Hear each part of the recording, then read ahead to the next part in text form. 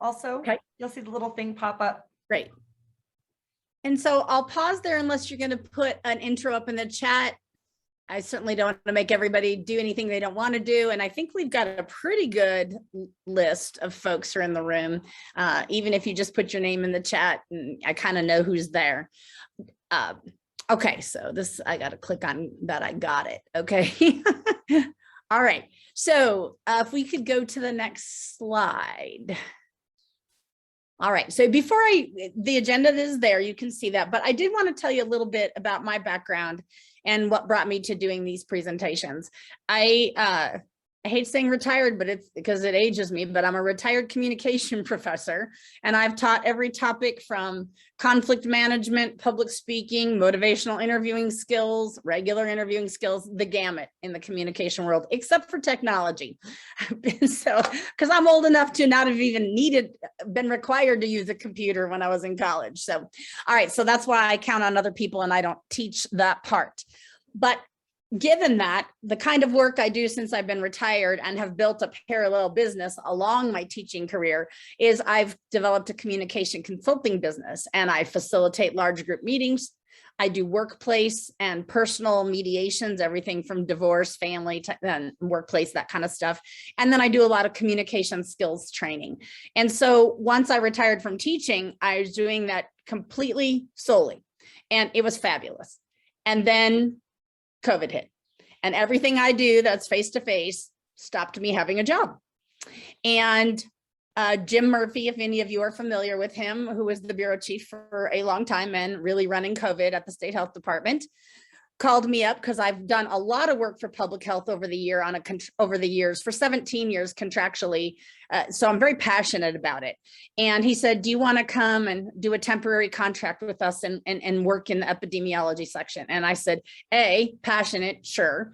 B, don't have a job. That'd be swell. So I started as a 6-month temporary contract worker. I stayed 2 years, and 3 weeks ago was my last day in COVID land. And I'm telling you, my blood pressure and my heart rate and my sleeping abilities, all those things have improved in 3 weeks. So I feel you.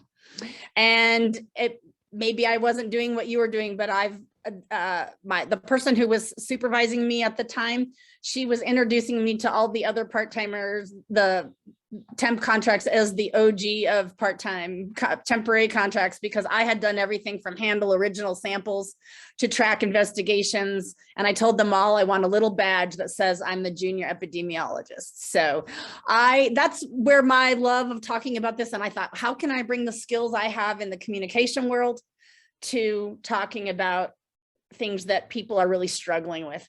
And so our agenda today is developed around that. And I could teach motivational interviewing skills, whether it was COVID or any other field, for an entire day. So 2.5 hours. I am grateful that people wanted longer ones so that they could practice. So we're going to cover the best we can. And most importantly to me is that we get chances for you all to practice how to say some of these things.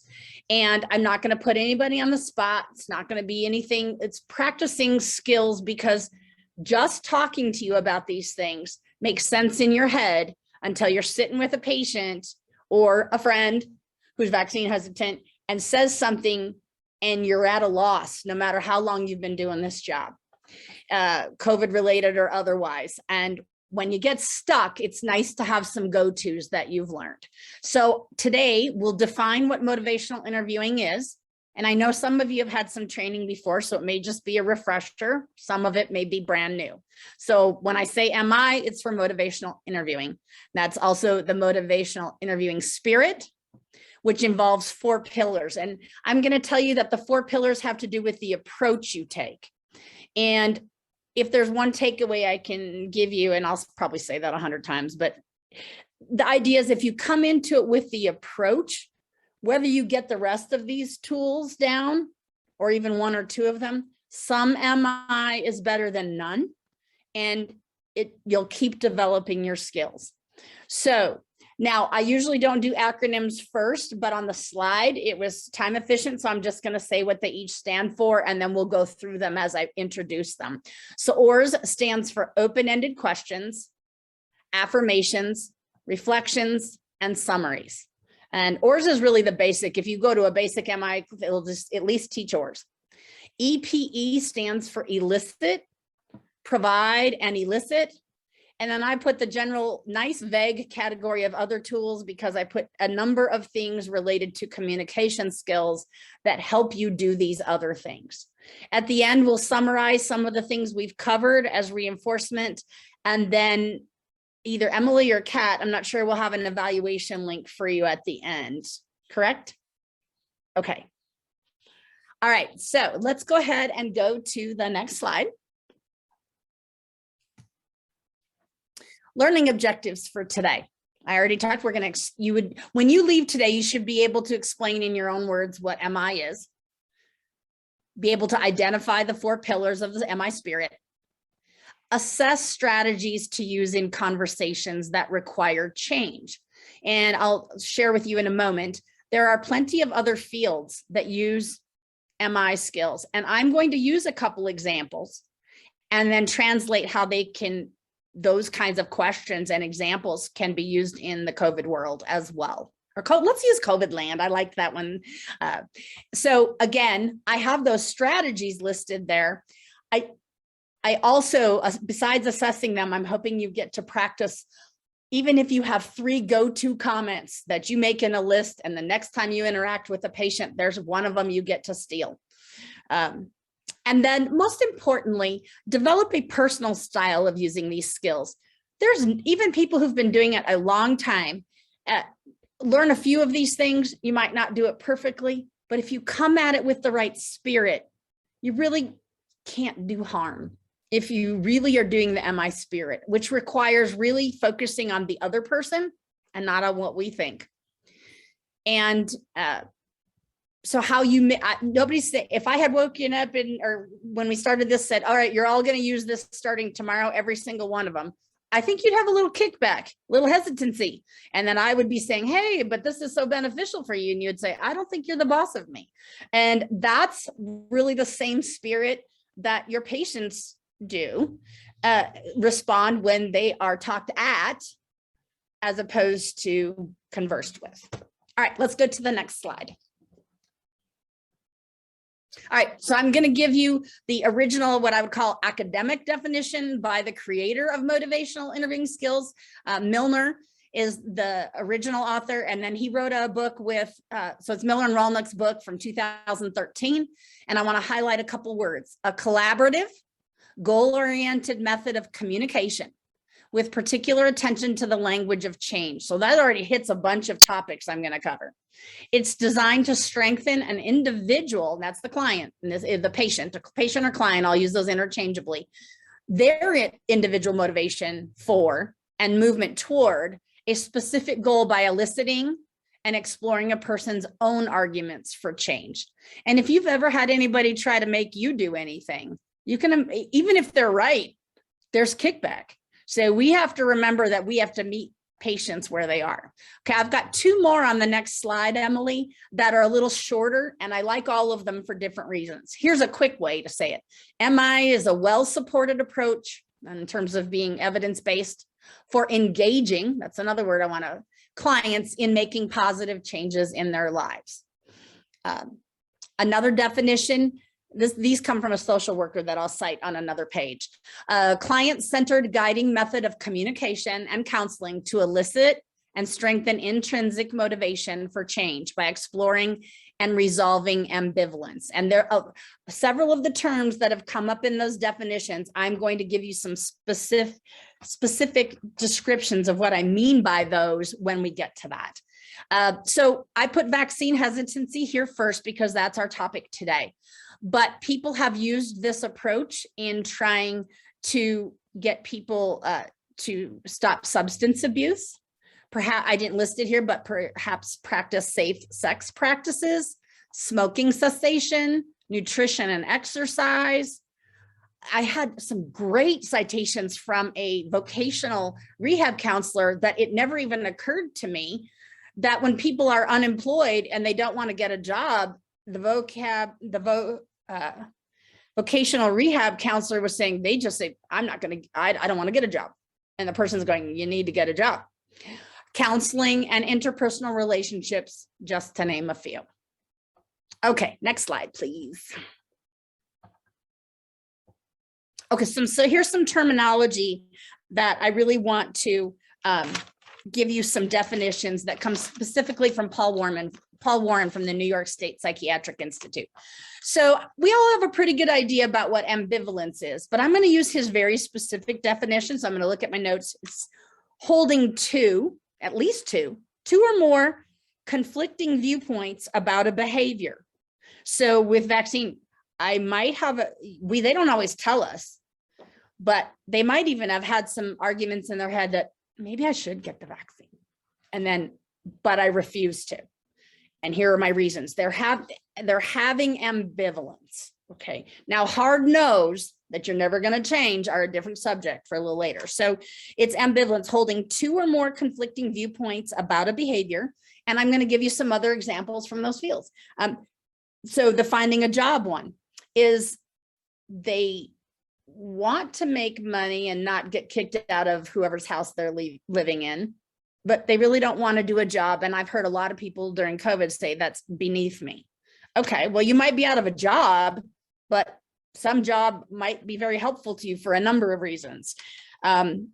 People who know smoking is bad for them, but don't want to stop. Can't stop getting a vaccine, or there's a scenario I'll share with you in a little bit, people who refuse to take medication for certain things. So that defines ambivalence. Now, when we talk about what change talk is, let me give you one more COVID example. So there's one scenario that I watched for a long time on a video. It's now not available, but there is a probably 35-ish-year-old woman whose elderly mom, she wants her elderly mom to get the vaccine, but she doesn't want to get it because she says, I've got youth on my side. And then as we go through it, the doctor finds out that, talks to her because she's got diabetes, so she's got these ambivalent things. Yeah, I think it's good for my mom, but I don't want it for me. So change talk, that already gave an example. The doctor had the opportunity to go with the potential change talk, which is she wants to be able to visit her mom. And if she's not vaccinated, she's not gonna be able to do that. So that's not like he's going to do this. He used some very good questions. So change talk in Paul's definition is any kind of speech that favors movement in the direction of change. And you got to listen hard for it. So that's the verbal part. But there's also nonverbal, even if their body shifts, even if their face looks less angry, even if they lean forward to listen to you as opposed to this kind of stuff, right? So any potential moment for change is when you get a chance to practice MI skills. And your role change. I stole his metaphor because it's similar to what I teach in conflict management. And that is conflict, and all communication is kind of a dance. And if you always have, I call it same crap, different day kind of fight with people, and whether it's your family, you go home for Thanksgiving and you feel like a child because your parents treat you like a child and you start acting like a child. If somebody changes their dance step, the other people have to change. They don't like it, but they have to change. So there can be some real positive things about looking at dancing through the conflict side by side. Now, most people are conflict averse, so that idea is a little foreign, so just stick with me. But the metaphor, he said, what most we've been doing in COVID is either like a boxing match or a wrestling match. And it's, I think this, and I'm using my fists specifically, I think this, let's duke it out, and somebody's got to win or lose. And if you've ever had somebody corner you, using a boxing ring metaphor, do you just go, oh, okay, you're coming at me with fists, I'm on board? No, what you do is put your dukes up that much harder and back that much further up. So that's introducing this idea of the spirit, that you're coming side by side collaboratively, regardless of how, I'm going to use this in a silly way, crazy or uninformed, whatever you think the other person is thinking or how wrong they are, or that they're a bad person, whatever your head can't help but do as a human, your behavior is walking alongside them and meeting them where they are, and that you do this together. I'm going to pause just to see if we have questions before we go to that, because I'm presenting some info for us to practice.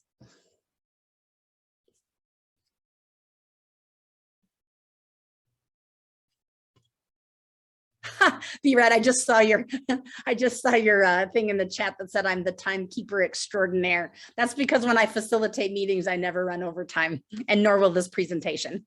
Okay, next slide, Emily. Okay, so some common scenarios.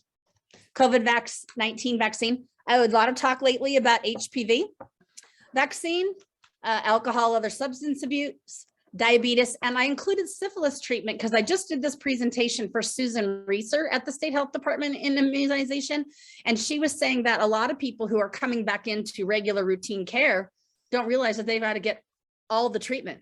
They can't just have one, and they get people go, I got the first one, I'm fine. Exercise. And then Susan said I could steal this example. She said that she was talking about her mom, and her mom found out that her cholesterol is extremely high, and there were some meds for her to take. And Susan, as a nurse, if you don't know her, but she's very gentle personality, just said, Mom, you've got to take these meds. You've got to do this. You need, and she kept saying need. And her mom said, stop right there. You know what I don't need is you telling me what to do. So that whole autonomy piece is pretty important. And so then you can see political conversations, you could actually navigate those with some decent skills. And then I also put the reason I included these other scenarios is what we're learning about COVID hesitancy is that these are transferable into your regular life. I'll give some, if we have time, parenting examples, supervising an employee. You get an employee who says, I'm not going to do what you asked me to do. You're like, okay, so how do I get them to do that? Okay. All right, moving on, Emily. All right, I had put whiteboard, but we found out that different people have to have different versions of Zoom to do this. So in the chat, you can put more than one. I don't care how big the list is because we've got some time and then I'm going to play a video. But is that I'd like you to put in the chat this is how I'm going to pose it. What's the craziest thing you ever heard somebody say is the reason they won't get a vaccination? And the one that I'm going to use from a previous presentation that is one of my favorites is that someone said, I know someone who got the vaccine and now she's magnetic. So if you could throw up in the chat, you can do more than one. I'm sure you've heard more than one crazy, but at least throw one up is one of the most bizarre things you heard about why they didn't want to get the vaccination.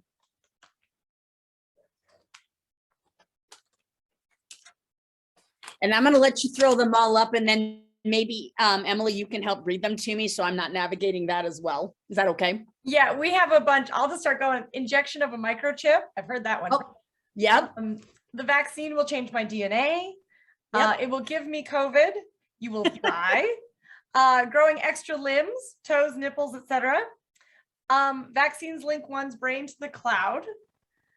That's new. I'm jotting that one down. That's a good one. I won't get vaccinated because my brother-in-law died a day after getting the vaccine. The vaccine has a tracker. It'll live in my liver forever. Wow. I'm just going to get COVID to become immune to COVID. More harm from vaccine than from getting it natural immunity. And that the microchip in the shot will end up in the fatty portion of the hand between her thumb and forefinger, and she'll be trackable and controllable. Okay, that might win the award just because it's so detailed. Holy. Right? Yeah, that's a very specific hesitant Very fear specific. there. It's not an actual vaccine. Again, the vaccine is chipped. I definitely heard some of these as well. Me too. Anybody else? I think we can relate to a lot of Pretty good these. list. One of the things I wanted to mention is the person who said that someone got it and they died the next day. Okay, so back to my favorite SNL sketches. If any of you know who Michael Che is on the news desk, he did some stand-up comedy, and he said that he was talking to somebody who said, yeah, well, my neighbor got it, and then he died the next week. Granted, he was run over by a bus, but I'm sure it was a vaccine. Wow. Okay. Any new one? Oh, just Griselda, again, I'm sorry if I'm pronouncing that incorrectly. You had said the vaccine causes infertility. Oh, I've heard that one too. And I will share with you that my, my son, who is just turned 23, before the vaccines were available or when they first came out, he was doing decent research, but he's in that he was in that age category of, I'm young, I'm healthy, the right age group. And he was sending me things, at least from decent quality articles. And he said, Mom, I'm worried. It says it's linked to breast cancer and I worry about you. And then he sent me a little bit back later and he said, turns out there wasn't a reliable source. Never mind, Mom. But I was like, okay, well, at least he's doing his own thinking. So in MI skills, when we come to that later and you're trying to affirm someone's strength, if you had a patient doing that and they weren't, you don't want to go, well, what rags are you reading?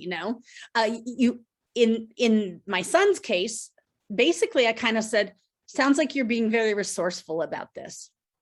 So I'm reflecting back, and he hadn't been vaccinated yet, and I wanted him to. He wasn't living with me.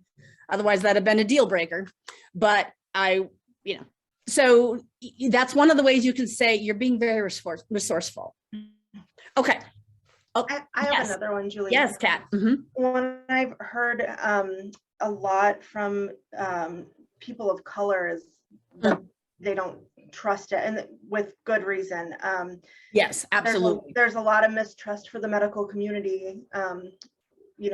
There's been a lot of things done to people of color and their bodies without their consent, and they have a right to distrust the medical community. Absolutely. And for whoever talked about some of the low rates in tribal groups, we see more of that in Montana than we necessarily, just because we don't have a large population of people of color. But the video that I said is no longer available. That was what one of the women who wanted to go visit her mother said. Look, a lot of medicine's been done on the bodies of Black and brown people, and I am just not doing it.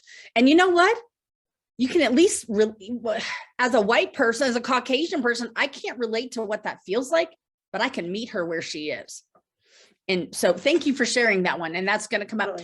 Emily, I kind of want to change the order on that slide. I'd like to go to the slide that I have next and then show the video afterwards. Is that okay? Mm-hmm. I wasn't sure how I do this, but based on what I got for comments here, I'd like to go to the reasons and themes I have in that slide about reasons for vaccine hesitancy. All right. You guys should see it up there. Not yet. Oh. We see yep. Well, let's get it. Is it there? There we go. Yay. So these are some themes that if you think about the details that you shared, most of these are the underlying issues. It's not all of them. Mistrust. We just discussed that. Whether it's the healthcare system, maybe you mistrust the person that's trying to help you. And we'll have an example later. Maybe you don't even trust in yourself to make these decisions. It's confusing. It's complicated. Information that you don't know about. Inaccurate information. Fear is a big one. In general and vaccination specific. Misunderstanding of quality information, just not understanding what that means. Anecdotal evidence. How many times did you all hear, well, I had a friend who blah, blah, blah. Okay, and then I put what else? You've already given me the what else. But these are some of the themes. And it's important to keep in mind that fear and mistrust and misunderstanding, people don't want to fess up to they might say they don't trust, but they don't want to say how afraid they are. And I'll give an example that I have talked is that they have some women who got vaccinated and took their kids to get vaccines and did not tell their husbands because they said they will get in trouble because it's betraying the political issue and they don't want their whole family to know. So this gives a whole new meaning of what being on the DL means, is that they are getting COVID vaccinations on the DL because they're afraid of what other people will think. That's fear. Okay, so let's go ahead and back to that video. If you could play that for me, Emily, that'd be great. Certainly. And it's just a short one, I believe. And do let me know if it doesn't play correctly. Hopefully this will work better. A new survey is shedding light on some of the potential causes for vaccine hesitancy in the U.S. An op-ed in the New York Times titled "Meet the Four Kinds of People Holding Us Back from Full Vaccination" breaks down the survey and how to get more hesitant people vaccinated. Dr. Sema K. Sagayar wrote the piece, and she is the co-founder and CEO of Sergo Ventures, which conducted the survey, and an adjunct assistant professor of global health at Harvard T.H. Chan School of Public Health, and joins us now. Thank you so much for joining us.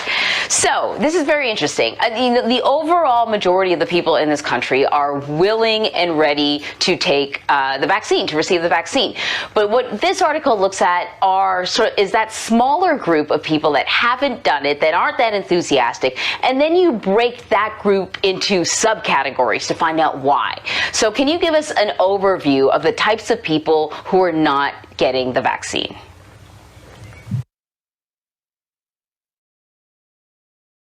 Did that pause on its own, Emily? No, I just hit it because I got your text. Oh, okay. So, yeah, and I didn't mean, what I would like you to do, we're just going to play a couple minutes into this. She categorizes 4 different types of vaccine hesitant groups. And once she lists them and describes them, we're not going to do the rest of it. So Emily, I'll just either wave at you or send you a text or something. Okay. Because I thought I wanted to play this whole one, but I really don't, because we've covered a bunch of them. Okay. Absolutely. So there are 4 different types of people that remain that have not taken the vaccine. And these have real barriers. I mean, some of them are beliefs and some of them are actually access barriers. So let me just walk you through those 4 groups. The first group is what we call the watchful. This group is actually enthusiastic to getting the vaccine, but they want to see many others around them, family and friends, get the vaccine first. The second group is what we call the cost anxious.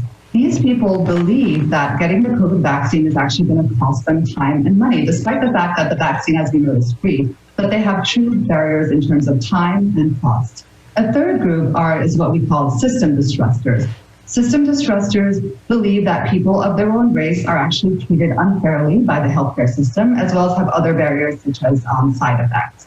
And then finally, we have this group called the COVID skeptics. COVID skeptics are generally skeptical about COVID, but they're also skeptical about the vaccine, and they actually believe in at least one conspiracy theory when it comes to COVID and the COVID vaccine.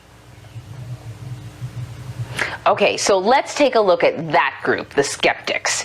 Even though, I mean, it's 14%, so the rest of them kind of make up a larger percentage of the people who aren't getting the vaccine than skeptics. But let's look at this 14%. You guys found that 84% of COVID skeptics believe that the government is using COVID-19 to control people. Can you explain where that comes from and what their belief is? Sure. I mean, we actually, one thing I want to say about the COVID skeptics is while the other 3 groups have actually shrunk over time in terms of their size, this group has remained pretty stable. So it is a pretty entrenched group. And these believe in several conspiracy theories, as the one that you told us. Now, the question is, how and why do they believe in these conspiracy theories? I mean, one of the things that we find is that during a public health crisis in general, there is a lot of misinformation being spread. And in general, there is distrust in science and health, in society. But what we find is that social media is playing a big role. Facebook, Twitter, YouTube, and people in this group actually spend a lot of time on social media, and their main source of news is social media. And as well as, their trusted figures, political as well as non-political, that these people, follow and believe, that have also played a big role in spreading a lot of this misinformation.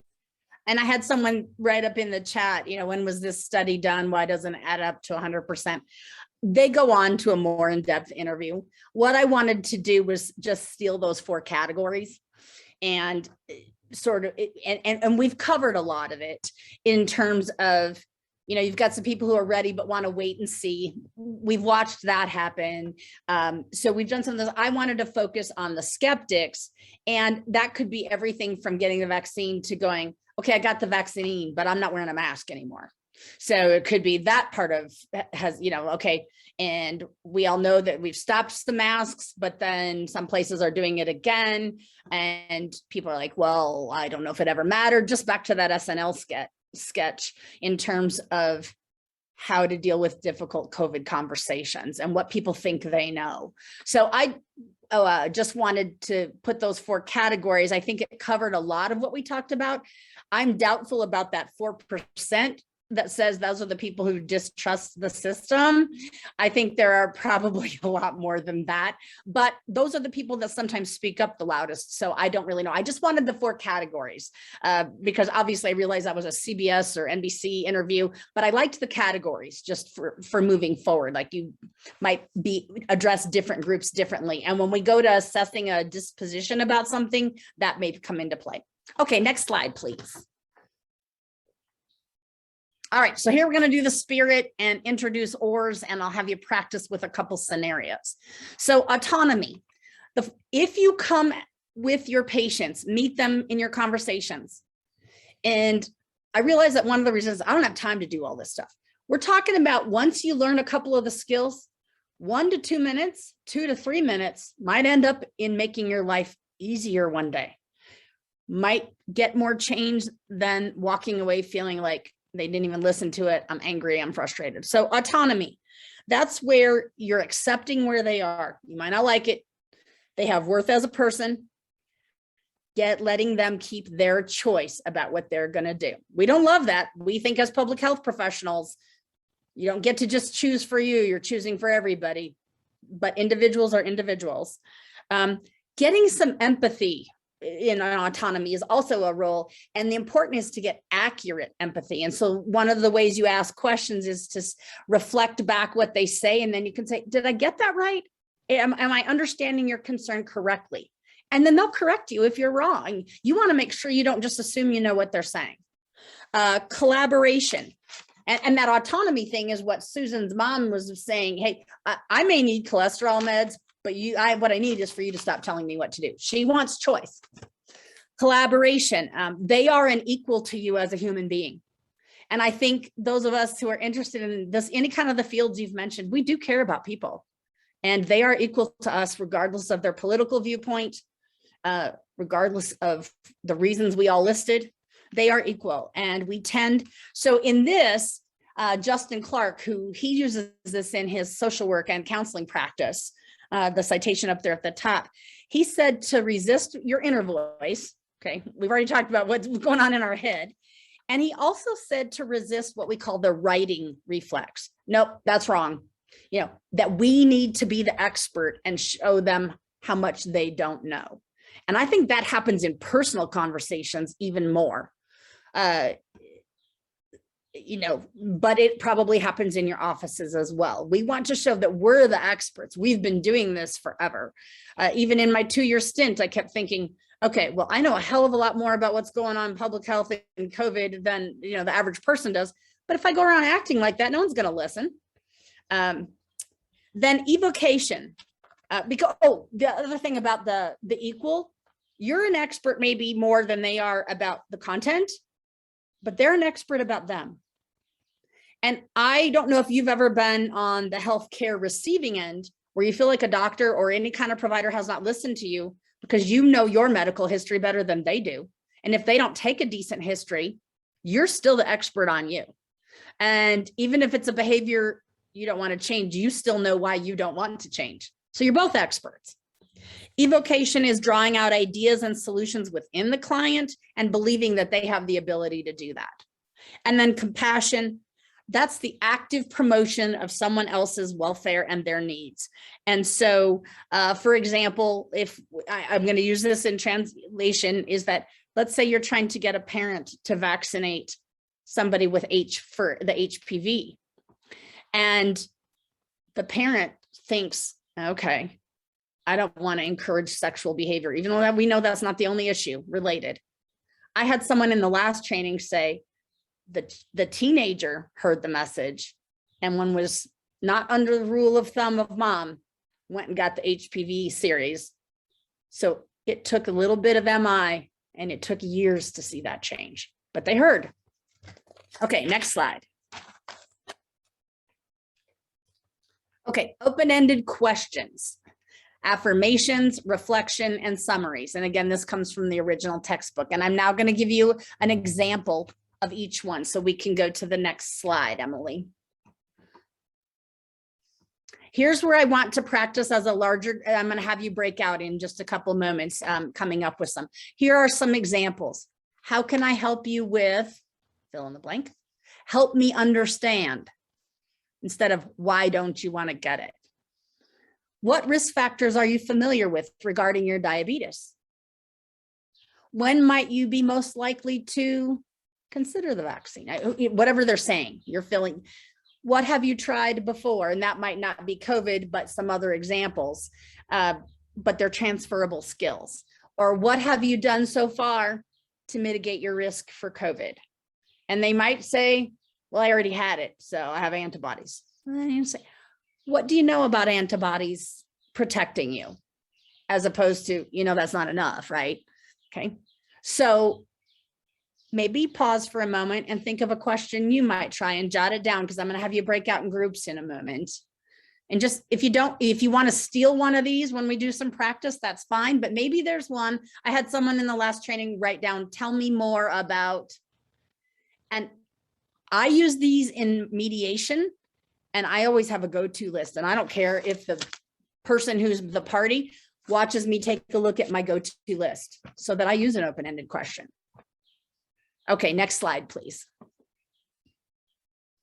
Affirmations. You're right. Transportation is difficult. I appreciate your patience and perseverance in meeting with me. With everything you have going on, you're handling the situation really well. That's a good suggestion. Clearly, you are a resourceful person. This is when you're playing to the other person's strengths or the abilities that you can acknowledge. Sounds like you've done some research. That's also a reflection. These overlap. Okay, next slide, please, Emily. Here's a reflection. When they talk about citing things on internet, the internet has a lot of information out there. It can be really confusing. You could also throw a question on there like, I wonder how much of that is reliable. Without saying, stop reading crappy websites, stop getting all your news from Facebook. At this point, I had one person who was doing the job seeking and said, I'm going to collect disability checks till the day I die. And so here's how this reflects with COVID. As an example, is that what you do is you say back to what you're hearing and make them hear it. So in this case, the counselor said, at this point, sounds like you're going to collect disability checks for as long as possible. It might be, if COVID, you might say, sounds like you never want to get the vaccine. Chances are when they hear it back, there's a chance that, well, I'm not saying never. There's your listen for change talk. Sounds like you're wondering if the side effects will be more harmful than the getting COVID. If I'm hearing you correctly. So these are starts for you writing your own. Okay, and then let's do summaries, Emily. Okay, here's one. And this sounds like you take pride in providing for your family. Or we could say, sounds like you want to visit your mom. Not working has been hard on you, especially the impact on your spouse. If you say, sounds like you want to visit your mom and you don't want to get the vaccine, or you don't want to wear masks in the facility. How's that going to, tell me how that works for you. Your health has improved. So you've come in to see if working might be for you, and it might be reduce household stress. Whatever summaries can be used at any time.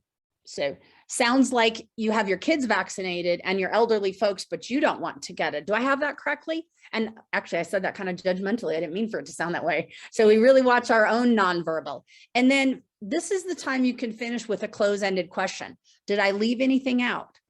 Am I understanding you correctly? And they will love to tell you if you've got it right or wrong. And then that way you've got better information. So Emily, I'm not sure which slide we jump to, but I would like to, let's go a little farther to keep going ahead to where it says scenarios. because I'm going to want people to pick one. And realized it was in the wrong spot. So we're just going to punt with this. There we go.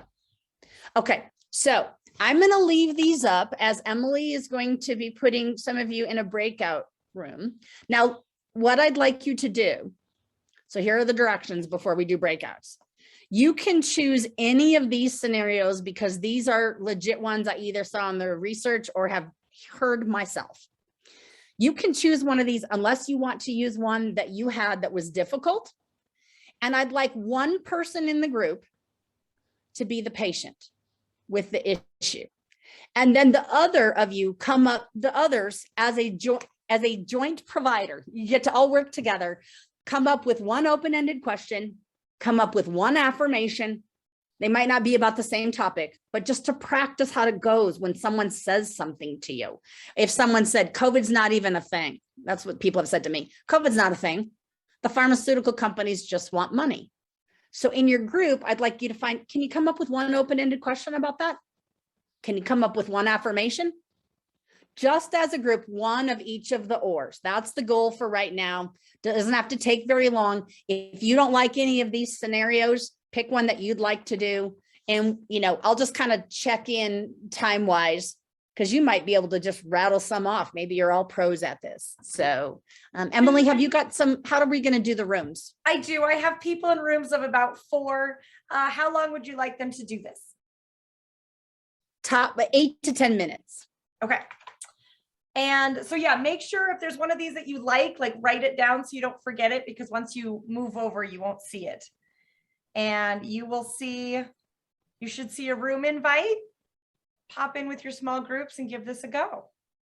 Welcome back. I missed you all. Can everybody hear me as well? Yeah. Okay, great. Emily and I meant to give you like a 1-minute notice, and we were talking about a training I'm going to do up in Libby and this cute B&B that I'm going to stay at. And all of a sudden we went, oh, forgot the warning. So I apologize and take full responsibility for that. It was abrupt. Yes, it was. And usually I don't do that, but also you've all been Zoomers and sometimes it's not perfect. And this one was all on me. Human error. Also, you saved us from some harder conversations. There we go. Well, part of how this happens is that we do this in pieces because the hard stuff, you got to start with baby steps. So I'd like to hear from the different rooms, and let's, if you could give me one open-ended question. And if your room didn't come up with one, I bet another room did. So let's how many rooms do we have, Emily? We had 4. If we wanted to start, room 1 had. Yeah, if you want to do that. Yep. Yeah, Ashley, Ashlyn, Bridget, and Mara. Did you come up with an open-ended question? And anybody else steal from other people? Because this is how this works. We were dealing with a non-believer who said that COVID is just baloney. Yeah. So one thing we asked was, well, what have you been seeing in your Nice. Somebody write that down on your go-to list. I think that'd be great in for a bunch of reasons, like masks or anything else, okay, or schools or whatever. Okay, next room. Yeah, room 2 was B-Rad, Char, Cheryl, and Pat. An open-ended question. We were doing the example of a parent who was concerned about getting their child under 5 vaccinated. Great. So one of the open-ended questions was, where do you get your where do you get your information? Okay. And non-verbally, how you deliver that is what will make that land softly, because you want to be careful of, so where are you getting your information? And I'm being extreme to show that verbal and non-verbal go together. Okay. We've got room 3, which was Criselda, Holly, Josie, and Leo. Got an open-ended question for us? I think my open-ended question was along the lines of just, we were talking about talking to a patient who was afraid of needles, and that's why they were hesitant to get the vaccine. And our open-ended question is just, help me understand this fear a little bit more. Give me some more information about that. Tell me about your fear. Something along those lines. Amy, Yeah, not exactly. you're doing great. That one still amazes me because I've never loved needles, but I just don't get, I don't get why that would keep somebody from going. I don't love it, but it's part of the deal. So that one always still amazes me, whether it's flu vaccine or whatever. So, okay. All right. So finding out more about their fear or what they don't like. Okay. And we have one more room. Yeah, Nikki, Pam, Sarah, and Shanna. Okay. Got an open-ended question? So hopefully you can hear me, but we had talked Yep. about the patient who doesn't believe in the vaccine. And so we kind of came up with, so I'm very interested to find out more about why you are thinking this. And so can you tell me more? Okay. Can you tell me more? Now, technically that's a yes or no question, but it's a good one because it is open. It's inviting them to talk. So that's why when I say open-ended, there's some wiggle room in there. All right. So there's 4 open-ended questions. Let's do, if you came up with an affirmation, and if everybody didn't come up with all 4, it's okay. We're practicing. So if you can run us through the rooms, Emily. Oh, room 1. Again, Ashley, Ashlyn, Bridget, Myra. I'll speak again since we just had a dynamite room. Again, the non-believer who has done nothing, but she believed that it was all baloney. And she had to isolate because everybody else had to. One of the gals said, boy, it must have been really hard for you to be isolated through this. Very Just good. affirming that. Yeah, I'm sure it was very hard. Okay. Room 2, B-Rad's group. Any affirmations? We were kind of struggling at this point. Yeah, but that's okay. Because it seems like what's the distinction between the affirmation and the reflection and the summary? But we kind of tied it all together. Yeah, that And happens. They do that. It's okay. And someone had a really good idea. It wasn't me, but the idea was, Pat gets the credit, but it sounds like you're really concerned about your child's well-being and health. Actually, I think that is an affirmation and it is a reflection. You're saying back what you've heard, but you're affirming that you heard them. So, I mean, they do overlap. That's why one piece of MI is better than no pieces. Okay. Room 3? Room 3, Josie's group. I can't remember specifically what our affirmation was, but I was just, as people were talking, was having this thought of, I wonder if it's a good tactic to affirm, like if people are saying that they're afraid, if you affirm their resilience or their bravery, or if people are saying I feel like weak in this moment, that you affirm that they're actually strong for sharing that, or like doing kind of like that oppositional affirmation to that. I love it. That makes them feel like, oh, I actually am powerful, and maybe it helps give a little bit more autonomy in that situation as well. And I don't know if I'm on the right track with you here, but something along the lines of admitting your vulnerability is really a hard thing to do. You're very brave to share that with me. Something like that. Yeah. And I'm making this up as I go because that's how it works. No, yeah. Yeah, Leo, actually you did that, Leo, remember? Because you said, so something along the lines of, you did the reflecting affirmation too. Thank you for sharing that with me. I know needles can be scary for a lot of people. Let's talk about that a little bit more. Wow. That's a whole bunch of MI in there, a bunch of things. It's listening. It's all these other things. It's non-confrontational language. So just use the skills you have and kind of getting these ideas. Well, you guys did great in 10 minutes. All right. We have one more room. Yeah, room 4 was Nikki's group. This is Shanna. I will say this one was tough for me. I don't really have a medical background, and so there were definitely people in there who had a lot of really great information that I just kind of listened to.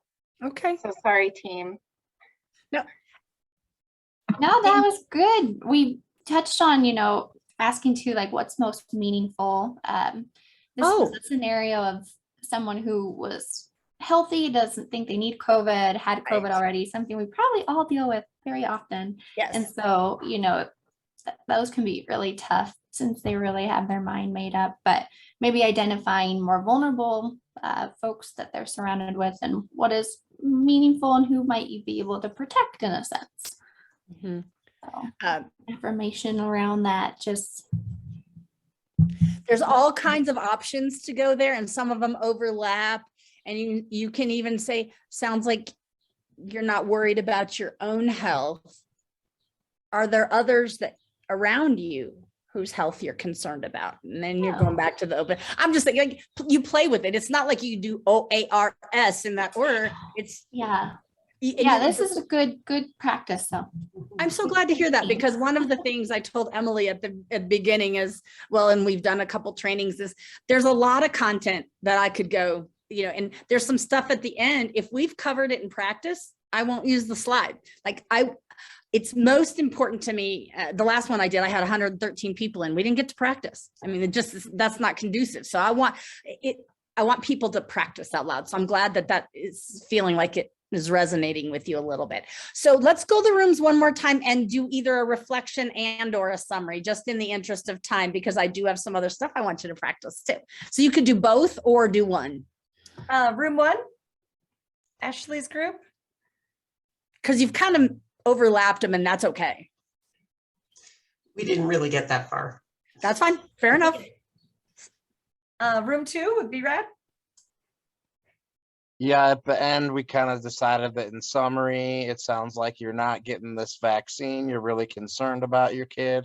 We would just like you to know that in the future, we're here for you. And if you ever want to call with any other questions or anything, we'd be happy to keep the conversation going. That's fantastic. And that's the notion of leaving the door open. And we're going to cover that in a couple of other examples. So leaving that door open, you could even say, would it be all right if I checked in with you in a month or so? If they say no, say, okay. But you just letting them know, or if they ask you a question and you are going to follow up on it and call them back. They'll know you consider them as a person. All right. Was that room 3? That was room 2. Room 3, Okay. Josie's group. I think this was kind of our summary. I'm not very good at remembering things. Sorry. You're but fine. Basically, our summary was, I understand that this is really hard for you. Kind of reflecting that back, and then leaving it as, is there anything that I can do to help make this an easier thing? I think that sounds great. You did a great job, whether you remember it Probably exactly isn't or the not. word, but how can I help make this easier on you? Well, and acknowledging that this is a difficult time for people is kind of an affirmation you could use with anybody. This is a difficult time for you. Sounds like this is a difficult time for you. And I'm going to talk about when you get a hard no, what to do, but not just quite yet, because then it's off you, and we'll talk about that. Okay, last room, I think. Room 4, yep, Pam. Yeah, we kind of saw the warning and freaked out a little bit, but tried to talk as fast as we could.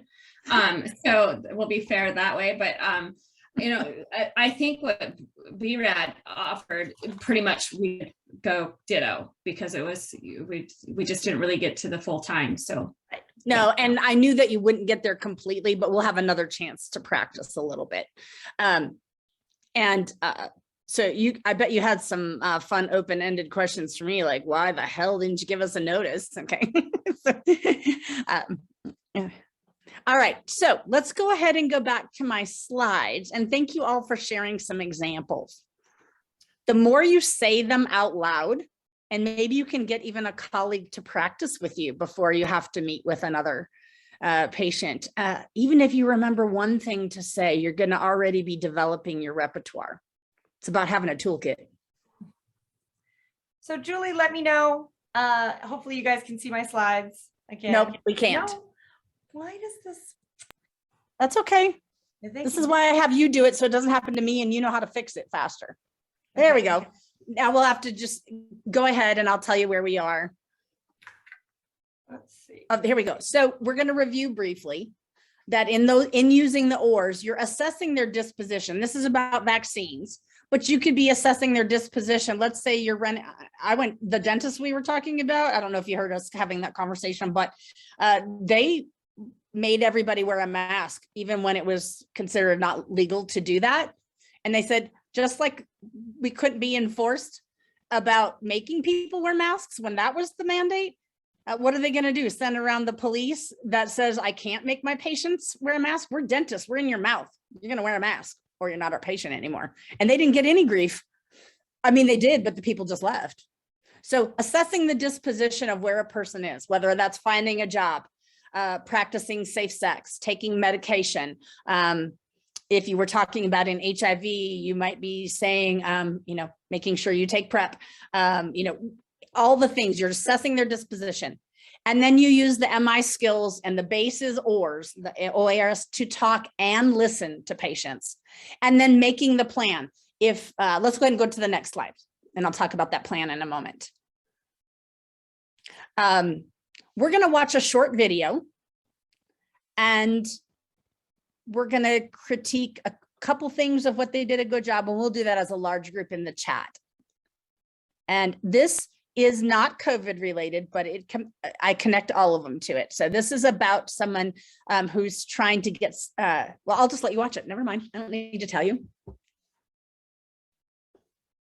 You'll figure it out really quickly. YouTube's loading. Here we go. Yeah. I have it starting at 5 minutes in. Is that correct? No. You want to start from the beginning? Yep. It's just it is a 5-minute video. Okay. And steal anything you like from this guy, or maybe you won't like it.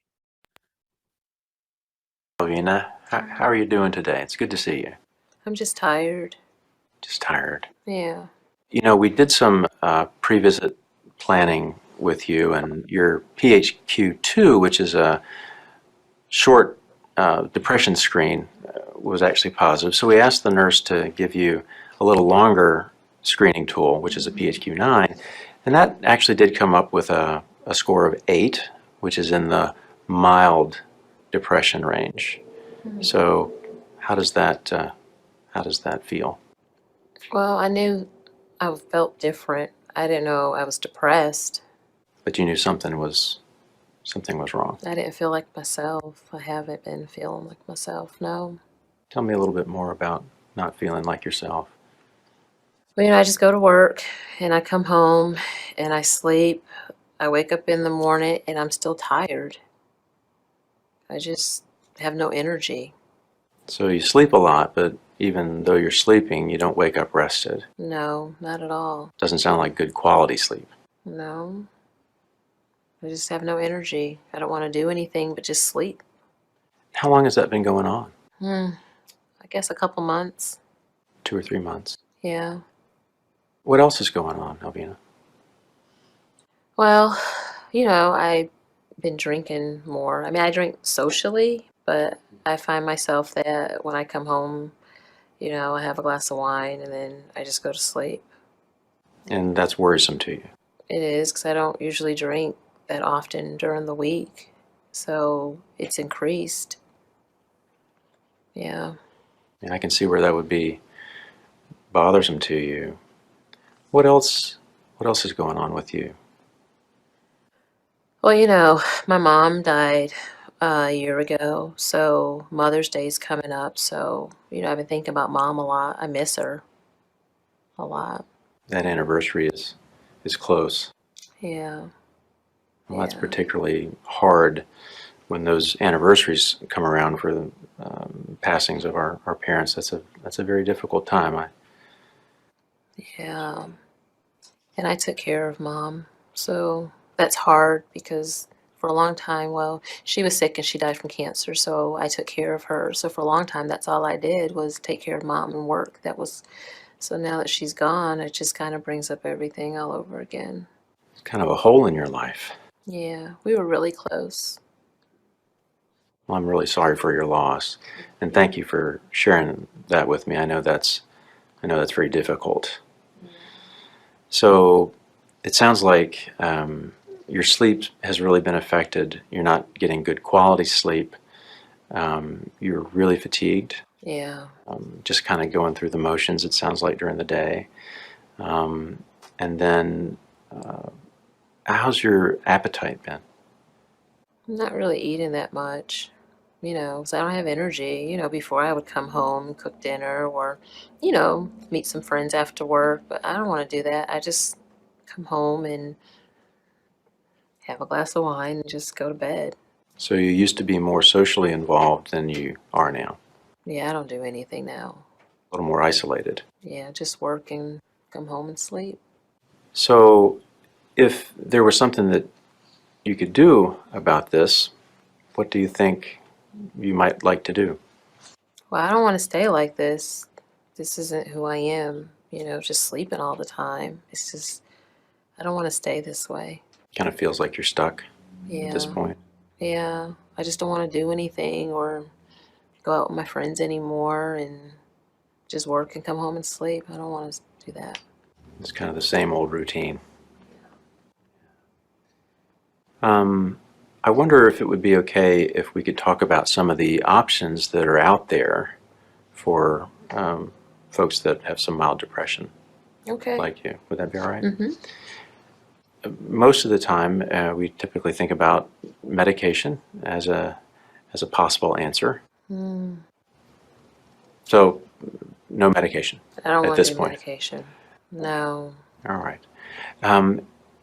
Then I think as important, certainly, perhaps more important than medication, is counseling and getting you to talk with someone about your feelings on a regular basis and getting some feedback on that. I'm okay with that. When mom was sick, she was in hospice care, so she had cancer. And the nurses and the doctors, had our family talk to someone, about what we were feeling, And when so we that had was to a face pretty good reality. experience. Yeah. Yeah. To talk to someone that understood what we were going through. Sure. Something else might be exercise. Another possibility. Let's go ahead and pause would it be, there, Emily, a natural. because then we go down another path. So we'll go ahead and close that up. Okay, so my questions, and we're gonna, that elicit, provide elicit, that was sort of towards the end, is another skill I introduced later. And I have a definite way I do that in a COVID version, but let's talk about what you see here him using from what we've learned. And we might translate that into something that's COVID related, whether it's the vaccine or wearing a mask or keeping your kids protected, whatever that is. So what did you see the provider do here that you thought he did a good job of? And we'll just you can just throw it in the chat, or you can unmute and say it. I'd be happy to hear your voices. I'll say that I liked his nonverbal, like his interested eyes. Like, I guess the best way to cover it, when he'd be like, okay, as opposed to like a judgmental expression. Okay. Especially when she said no medication. Yeah. And I'm sure all of you have seen that, where people, I don't want to be on meds. Okay.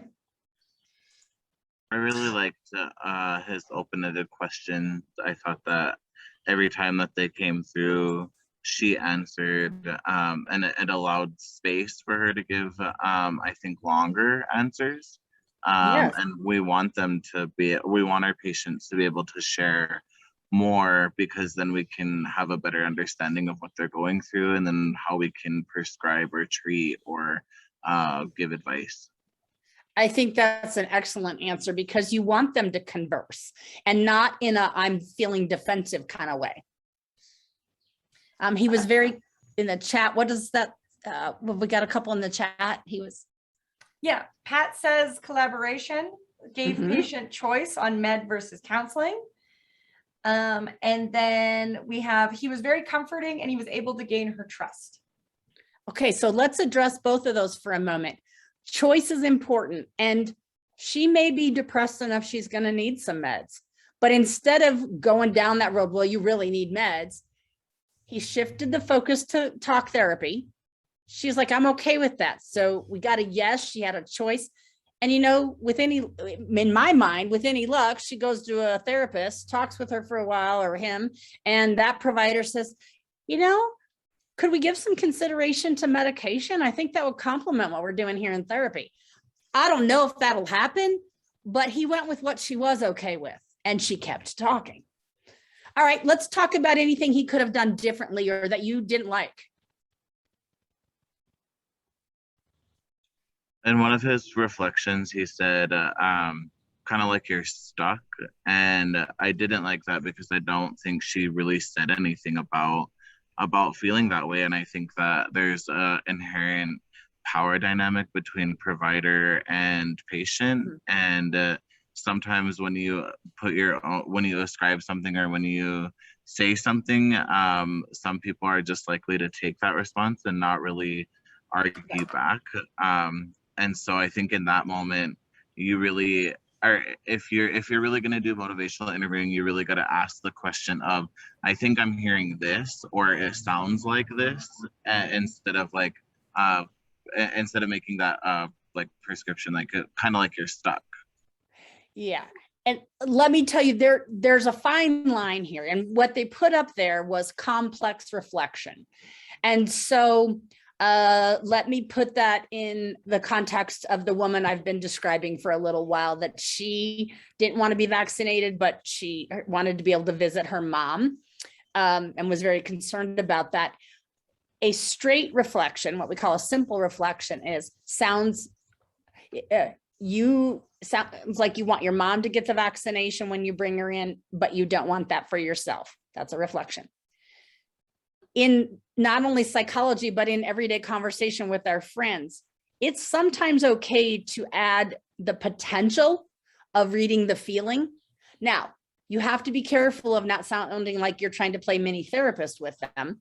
But if I took that COVID reflection, I might say, sounds like you want your mom to get the vaccination, but you don't want to. And you sound a little worried about not being able to see her. So I've added my own interpretation. But you could also add that with, am I right about that? That's probably what I would have done, so it's okay to do a complex reflection. Maybe this one wasn't the best one, and maybe it's not for you, Leo, but I'm just saying that I think there's a possibility that using it sometimes will draw out a feeling that they either feel they don't necessarily accept, and sometimes you're right, the power dynamics is a little bit of a player, but they also might say, well, I don't know that I feel stuck, but I do feel lost, or I do feel discouraged. And then again, you're getting more information and conversation. So it's one of those, the complex reflection is I let people play with. And if you're only comfortable with simple reflection, that's okay too. Anything else you think the provider could have done better?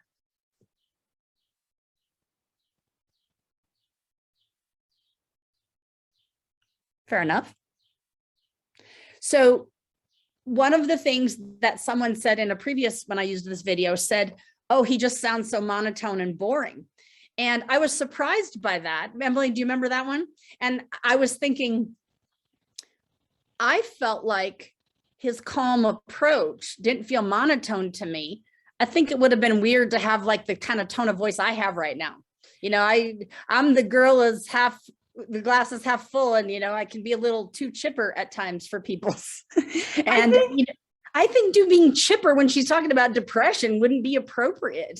Well, I think the thing is, like, when I first saw this, he seemed like very slow to respond, almost too slow. And to me, that was irritating, but that's me.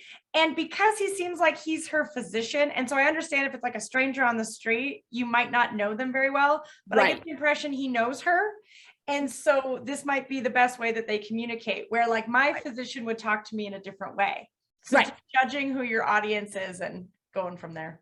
Yes. And so I'm just saying that's a possibility that everybody has a different style that works with us. All right. We're going to come back to connecting that to COVID examples in a bit. Let's go to the next slide, please. Yes. And just saying that Holly just put in the chat, you have to meet a person where they are at. Matching their tone is important. It is. And it's what we, in the communication field, we call it reciprocity. Ever been with a friend who's really excited and then you get excited? You're mirroring each other's behaviors. And that's actually very normal. Even if someone has an accent and you don't normally have it, sometimes you can almost slip into theirs just a little bit. I do it all the time. It's a reciprocity of communication behaviors. It's a true theory and a real thing. Okay, so let's go to the next slide. Thanks for grabbing that chat. All right. So now I want to talk about some communication skills, just highlighting that before we do some more practice.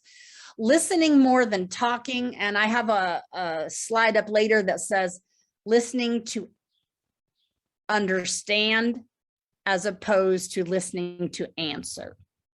And if you've ever had anybody who's already answering you before you're finished, of course, we get annoyed. We notice that when other people do it. Do we notice it when we do it? Even if we're just answering in our head, can we be listening at the same time? No. And especially if we already interrupt them, they are definitely not going to feel supported. Empathy, that does not mean you need to agree. And sympathy, when we teach in the communication field, sympathy is when it's about your own feelings. You feel sorry for the other person. Empathy is putting yourself in the other person's shoes. Even if you don't agree with what their shoes are or their walk is or their journey, you want to understand it. Empowering the other, refraining from judgment. I mean, how many times have I had somebody say in my personal life, that is an insane thing to think that a vaccine could do. I think that in my inside voice, it does not come out of my outside voice most of the time. Okay.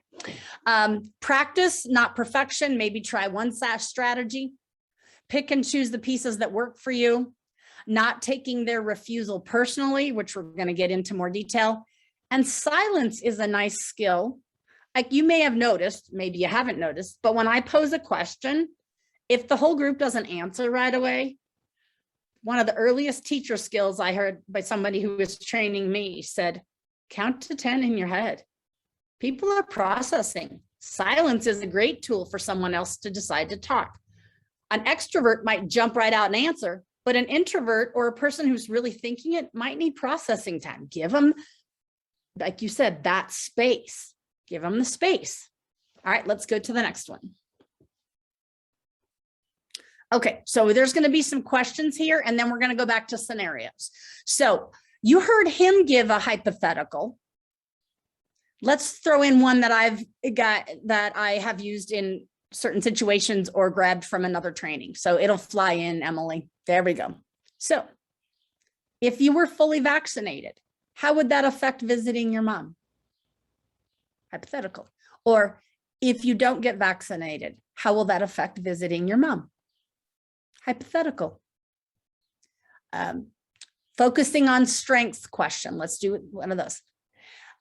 Think about a time when you didn't worry about vaccinations, like when you were a kid or your kids started school. What helped you then? Because I mean, I think about all the vaccinations. You put your kids in for school. It's like, oh, yep, they got to go get their shots. And nobody was questioning it. How is this different? You know, and you can keep exploring. I love magic wand questions in any trainings I do. And so I threw this up for MI skills as well. What if you woke up tomorrow and you were fully vaccinated? What would that look like for you and or your family? Or, you know, if you had a magic wand, what would you do about the ambivalence you feel about getting the vaccination? What would you like to see happen? And then scaling questions are great. So if you said on a scale of 1 to 10, how important is it for you to get the vaccination? So let's say someone says a 3. The typical response is, well, that's really low. Now, so why are you at a 3 and not a 0? What moved you to a 3? You focus on that positive, the potential for change. And then if someone says, well, I'm actually at a 6, as a person, you might go, is there any information I can share with you? What might it take to move you from a 6 to an 8? You're not trying to get them to go from 0 to 10. So this is all about a positive approach, and you can steal any of these, and you could put in any other field in there. Okay, let's go to the next slide. All right. Actually, I want to do this script with Emily. It's a fun one we do. It's short, and then we'll do practice with scenarios. I said that was coming first, but actually we're going to do this one because they've got some good ones. So you're going to see this. Emily's the patient and I'm the provider. We've got one scene and then another scene. Okay, so, hey, wow, Emily, I didn't expect to see you today. I heard you missed the doctor appointment I set up for you last week. Well, sort of. Yeah, I guess. You do know you just found out you're HIV positive. You have to see a doctor. Yeah, I know. You're right. You need to get some baseline blood work done. We have no idea what's going on with your HIV. I know, it's just not that easy to make it happen right now. Besides, I feel fine. I mean, I'm okay. I'm not sick or anything. You don't have to make it happen. I made the appointment for you. All you have to do is show up. This provider thinks she's helping. Okay, so before we go to the next slide, what's problematic about this conversation? You should, you gotta, you need to. Mm-hmm. And one of my favorite, someone wrote in everything. Yes, that's why it's written this way. I also added a little nonverbal, like I was the queen of the experts, right? And I think sometimes I have heard people do this on the phone. I've made an appointment for you, you just got to show up. That sounds very helpful in theory, but you've removed choice. There's no autonomy there. Would it be all right with you if I helped you make an appointment? Would that help you make that decision? Okay, so different. So we got lots of stuff wrong with this. Anything else in the chat I missed, Emily? On what's wrong? Yeah. Everything sums it up. Okay, we're going to do round 2, same topic. Hey, Emily, great to see you. Thanks for coming in today. Come on in and take a seat. Hey, let me pause a moment and turn down the ringer on my phone so we won't be interrupted. How you doing today? Pretty okay, I guess. I could be wrong, but you seem a little nervous. Yeah, I never made it. You never made it? Yeah, I didn't make it to the doctor's appointment. I don't like doctors. They don't treat people with respect. They're always answering their phone or typing what I say into a computer. It's like I'm not even there and they're not even looking at me or listening. You had a bad experience with the doctor. Yeah, and she used a lot of words I didn't understand. I just felt stupid. Well, from my point of view, that sounds frustrating and uncomfortable. Seems like from what you're describing, it would be pretty normal to have those feelings. I didn't even feel like I could ask questions about the things I didn't know. Then she would have known I didn't understand what she was talking about, and maybe we could have gotten somewhere, but not when I felt like an idiot. Well, even though you felt that way, you did show up for this appointment. That shows to me that you have strength and you're committed to your health. Would it be okay if I tell you about some of the doctors I work with in our program? All right, let's pause. That's the end of it. That only, oh yeah, that's okay. The ORS review can say that we may or may not do that because we've done a lot of ORS. So I would rather have some practice time. So we'll see. All right, so that conversation, did you hear any open-ended questions? Affirmations, reflections, or summaries? Tell me what you heard in the MI skills. And that can be an affirmation when you said that sounds frustrating and uncomfortable, like affirming, like, okay, you have valid feelings about that. That person had a bad experience with the doctor. I could see why they might not go to a doctor's appointment. Okay, what else? Affirming, giving credit for showing up for the appointment. Yes, so there's a really good affirmation of the strength. Given how uncomfortable you were, you showed up today. That's pretty impressive. You know, whatever you want to say, put it in your own words. Yeah, that's where you start to steal how to put that into a COVID conversation as well. Affirming what you can. Anything else about this conversation that flows better and works better than the first? I don't know how contrived it was, but I like the way it started off with, you have my attention. You know, the phone was a good prop to use to turn down, but I like that starting off with, I'm here for you. Let's talk. Right. And actually that was something that I put in because I watch people who, and I do this not only in a doctor situation, but I guess I'm old school communication enough that if a friend wants to talk to me and we go to lunch, I always put my phone away and I tell them that I'm putting my phone away so that they have my full attention. And so I just threw that at the beginning to try to make the patient feel comfortable. And then you hear the patient say later that, and if any of you've had to be writing, you're trying to take a history, so you are typing, but if you're not making eye contact, sometimes that can be very dismissive, or at least appear dismissive. Okay. So that was just something I throw in because I do that in my personal life as well. Anything else you want to talk about that you hear in the ORS or the MI spirit? Okay, let's go back to the scenario slide, which should be closer now, Emily. Yes, go ahead and take a look at those.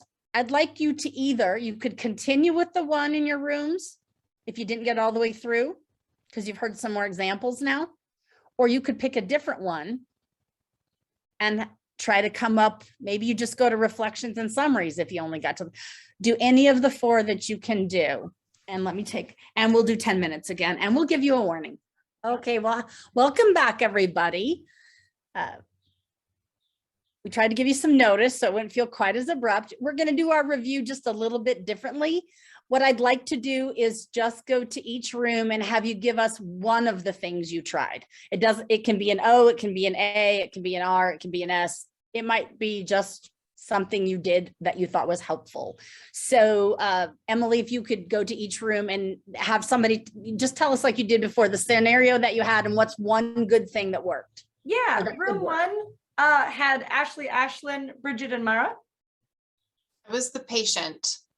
Oh, were you belligerent? Well, I forgot what my case was, right? And so I started with COVID's not real and ended with vaccine hesitancy.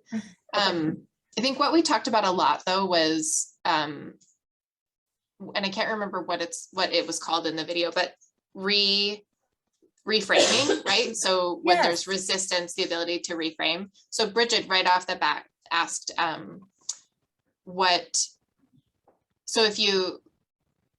actually, I don't even think she restated my belief. I think she just said, what do you do to keep yourself healthy? And then question. Yep, kind of like, and then as we were discussing it, she, as an aside, said harm reduction, right? Like we're gonna focus on what can we do to keep you healthy? What do you already feel really strongly about? Wow, and that felt great. I think she was killing it. Yeah. Steal any of those, everybody else. This is the beauty of having groups, is steal what other people do and put them in your repertoire. The more you practice it, the more comfortable you're going to get. Yeah. Okay. Totally. Room 2. Room 2 is B-Rad, Shar, and Pat. Talking again for our group. Well, you know what, Brad?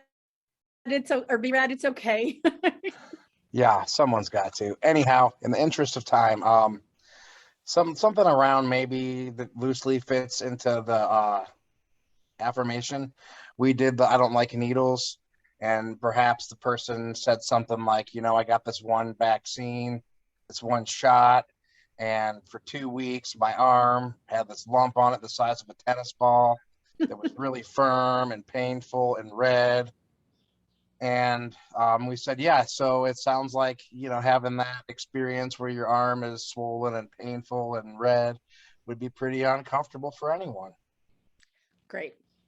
And I'm going to tell you that what you just described is what happened when I did my shingles series. Don't tell anybody that. It was rough, but it didn't make me not get my other one. Okay, great. Let's go to room 3. Room 3, the room with Josie.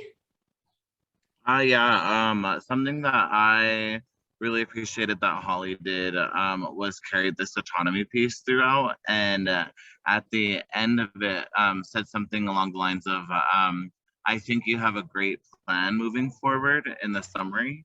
And that's something that I would want, that I'm gonna steal and use in the future, because I think it has this autonomy component of it. It gives another affirmation in the summary, and it also gives this like kind of accountability there too, of like let's see your good plan moving forward, and I want to see you get to a healthier place, or I want to see you achieve your goals. But I like that. So the phrase was like, I think you have a great plan moving forward, or I like hearing your good plan. I think that's great. That's a really good example. And you've got to do what suits you. Okay, let's go to the I think room 4, right? Yeah, Nikki, Pam, and Sarah. Well, I'll admit that we got a little sidetracked, but we kind of wanted to finish up our last scenario where we didn't really get to the summary side. But I think what came out of that, like not only just restating what they had already offered, but we also talked about how to open the door for possible conversations in the future, and where sometimes I've used this thing like it's our policy or it's our practice to reach back out in 2 weeks. Is Tuesday, June 21st, a good day for you? So that they just know that we're coming back, and maybe give them some time to think about it.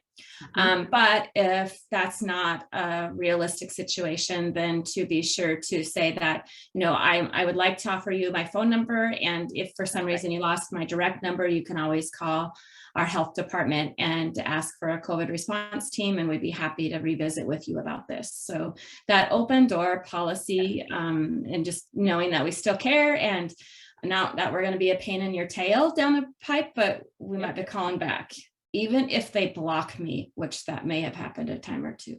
Yes. Well, and you know what? That's okay. Leaving the plan open is important. Okay, great. All right, we're in. So, Emily, if we could go back to where we were in the slides for scenarios, and we may have to skip a couple because, yeah, okay. Let's go to where the circle was.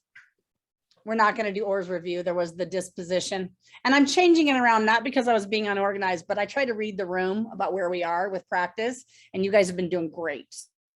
So again, it's if you've got people who are accepting the option, easy to hook up. Accepting with questions, you're trying to answer their questions. If they're hesitant, then you're exploring more in that conversation of MI style. And then if they do the flat out refusal, I mean, really, you get a hardcore no. It's so tempting to get angry and frustrating and hold all that onto yourself, and you're moving on and you're thinking, I wish they listened. Here's what I want to tell you. Let it go. And you might think, well, how do I do that?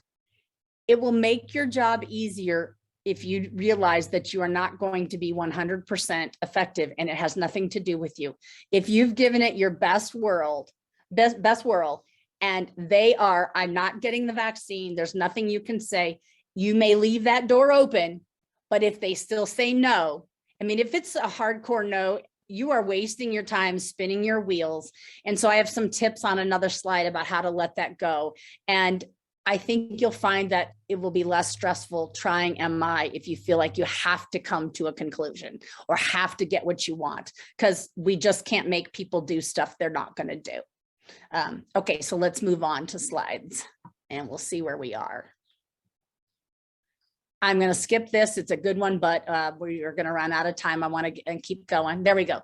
Now this, I'm just going to review from the one that we saw. Nope.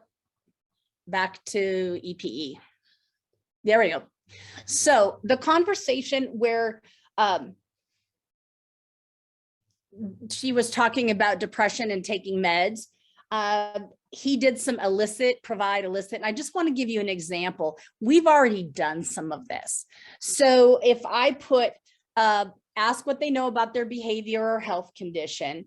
So if someone says, I'm worried about the safety of the vaccine, you might say something about, so you're worried about getting COVID, but you're also worried about how safe that vaccine is.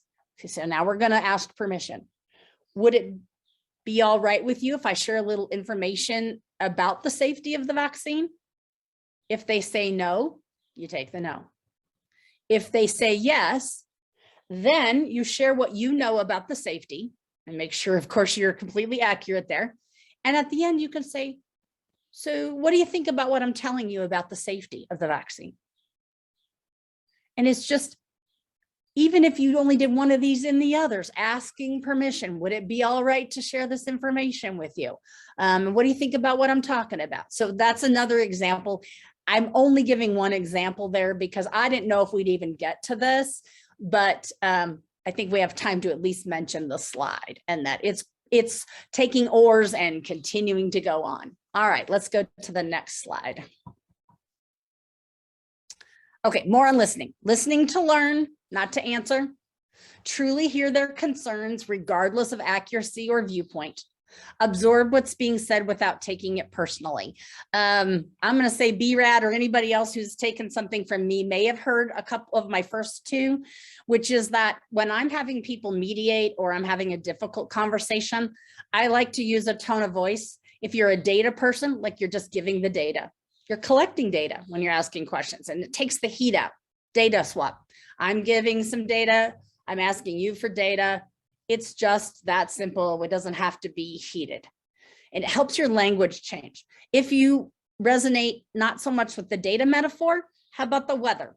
And I do this when I'm interviewing mediation clients before they go into mediation, and they're trying to ask for what they need.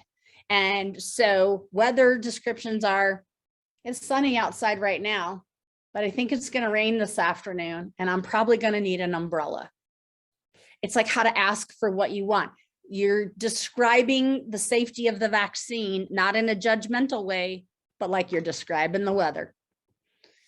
It's cloudy, it's partly sunny, the barometric pressure is this, and you just take the tone as if you're listening to the weatherman or the weatherwoman. Okay.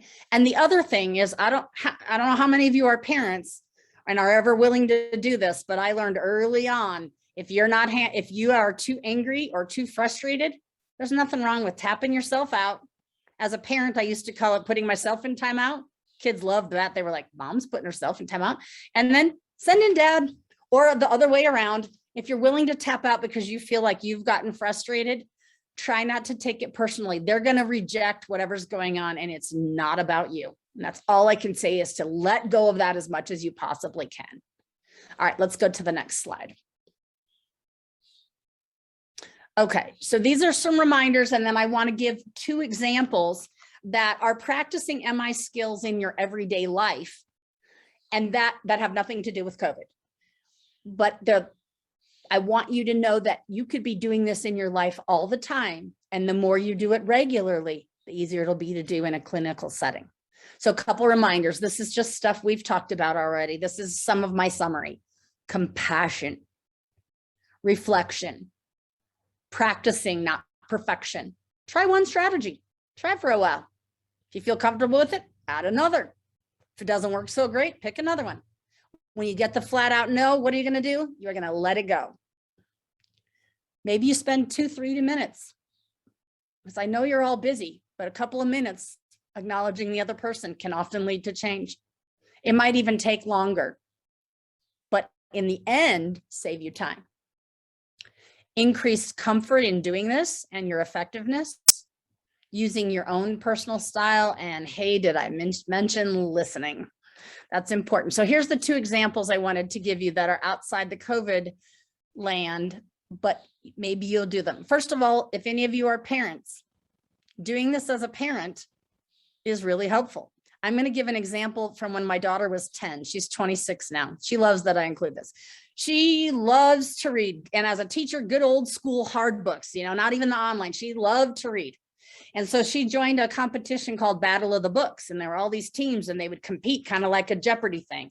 And she was excited and having a blast. And one day I got a call from her librarian, Mrs. Benish, who said, Shelby quit Battle of the Books today. And I was like, So I was like, okay, well, I want her to stay in, but it's not, let's do all this. So anyway, she came home from school that day, and I said, so I just did the reflection of what I knew. And I said, so Mrs. Benish shared with me today that you have quit Battle of the Books. And she goes, yeah, I don't like it anymore.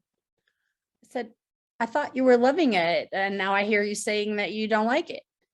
And I said, what has changed? And so we just had a little MI conversation. I didn't know I was doing MI at the time. I was doing my best to be open-minded and not tell her what she had to do. So finally, and I don't know, and I said, can I take a guess at something? And because I already knew what was going on. I already knew. And she said, yeah, you can guess. And I said, are your friends teasing you about participating in Battle of the Books? Tears just pouring down. And somehow she utters out of her mouth, how did you know? And I said, well, once upon a time when there were dinosaurs roaming the planet, I was a 10-year-old girl. And I remember what it was like getting made fun of for doing something that was considered smart or nerdy. She goes, that's exactly what they're doing. And so I don't know if you would pick this as a solution, but here's what I did as a parent. I asked her some questions and I said, do you remember how your dad and I told you that when you start something, you have to finish it? You don't have to do it again, but you don't have to finish it. I said, would you be interested in hearing some options you have for finishing this and enjoying what you love? And she said, yeah. I said, why don't you throw me under the bus? She goes, what do you mean? I said, just tell your friends that your mom made you do it. And she loved that idea. It rescued her and she got to do what she wanted to do for fun. I'm not saying I was doing MI perfectly. I was punting as a parent and I knew she loved it. And so she loved that strategy. I said, throw me under the bus and say, my parents said I have to finish what I commit. I said, that is not a bad message. And you don't have to say, I love doing it. I don't care if you think I'm a nerd. And she loved the answer. Okay. So I can take those skills and practice it into finding out what the underlying concern is. I had already guessed it, but sometimes you're just inquiring. How about this? And either raise your hand or put in the chat if any of you have had to try to get a parent to move out of their own home and move into an assisted living facility. Anybody had to do that? Got a yes. All right, so tell me what the challenges were. What were the reasons? Well, maybe you had a parent who said, sure, I'll go. I'm guessing most of the circumstances I've had, people say, I don't want to leave my home. So how could you use MI there? Throw me a couple of examples of questions or things you might approach, because you can use those styles with patients. Okay, so I see some stuff coming up in the chat. I'm not sure. We got a whole bunch of yeps. Living with us versus alone. Okay. Did anybody ask any open-ended questions? Or could you use an affirmation like, it must be really scary to leave your own home? Not quite that same situation, but I ended up using a question sort of like, is there something that scares you about this change? Yes. See, we don't have to do it perfectly. That's a good example. If you wanted, because you could say, what are your concerns? Tell me more about your concerns about moving into this other place. You've been so good at taking care of your health, and I care about your health. If you had the ideal situation, what would you do? Okay. The more you practice it in real life, and let me tell you, it works with spouses, significant others, business colleagues, all kinds of things. So the reminders are listen, approach, meet them where they are, all those kinds of things. And if it's a hard no, you can let it go. All right, let's go to the next slide. We're getting about ready to wrap up. Okay, so I have a summary and a couple things next, but this thought I stole from a French philosopher, Blaise Pascal, from the 17th century, and I think it applies to what we're talking about. People are generally better persuaded by reasons which they themselves discovered, even with your help, than by those which have come into the mind of others. Do I see a hand up? Okay. I really love this and have added it to the presentation. Okay, let's go to the next slide. So I'm going to review the 3-step process, which is assess the disposition or viewpoint. And this could be in the political conversation or the iffy conversation you're having at dinner with your friends about COVID. You're assessing. You have a conversation in which you listen more than you talk. And then the definitions. I want you to think back to some of the definitions I gave at the beginning. I'm going to throw out one. I'm going to see if you can remember some of the words. It's a collaboration. Tell me some other things that you know about MI now. What are some of the key words? Affirmation, reflection, choice. Autonomy. Yep, autonomy. There you go. Should it be a fight? No, there should be compassion there. Compassion, collaboration, client-centered. What else?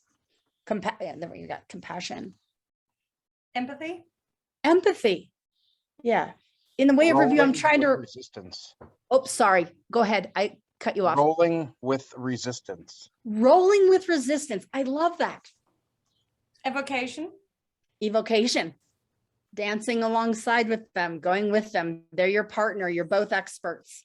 So that comes back to some of those things we're learning and some of the takeaways that I hope you have. I want to skip to special thanks for a moment. I was originally inspired to start a Zoom version of this from a patient navigator training collaborative in the University of Colorado named Amy Spetnagel. And the video that I had from her was the one that we can no longer find anywhere. Susan Reeser, the immunization department at the State Health Department. And then I have a big smiley face to Emily for doing tech. And I want to thank Kat too, because I didn't know she was going to be on the call, but she's also been very helpful. So thank you to all of them for helping me bring this presentation to you and to put it together with only a few minor glitches on my end, hopefully. And I want to thank all of you who signed up. 2 days ago, we had 12 people. Today, we had 24 sign up.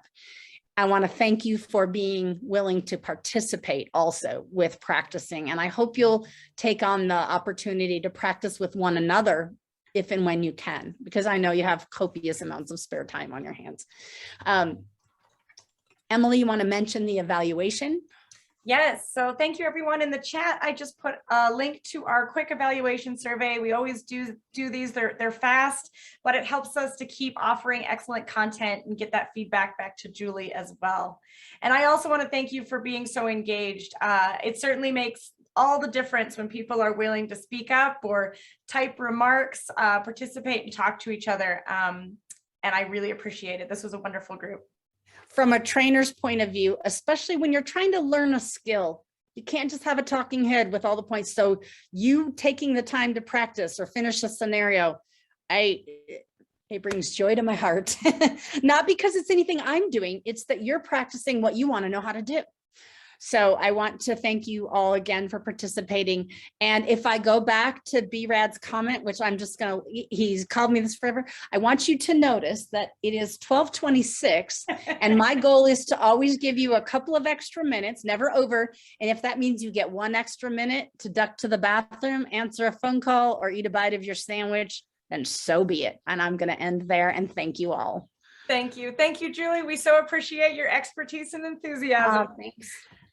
Take care, everyone. Bye, everybody.